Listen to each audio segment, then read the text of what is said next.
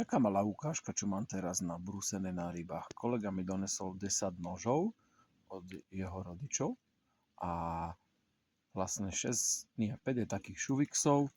Jeden je tu Tesco má Presto, velice častý nožík, toto je IKEA 365, tak to ma úplne prekvapilo, taký pekný nožíček. Takže tento je akože jakž takž, tento je dobrý. Všetky som si nabrúsil na tej AliExpressovej blúzke, som si to chytil v hlavičku, potom ja som si pekne vymodeloval fazetu na tom na 200 znelitosti.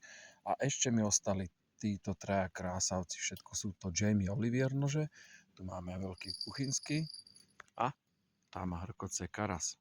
Hrkavkami pekne pracuje. Tu je veľký šéf kuchársky, alebo jak sa nazýva, toto je Santoku a toto je porcovací nožík. Tento má trošku holú špičku, takže na toto sa teším, to idem ešte len na 200 spraviť. A tu máme ešte nejakú plotku, nejaký melón, čo som zjedol. A tu máme tie udice, na ktorých sú karasi, ktorí pracujú namiestom na.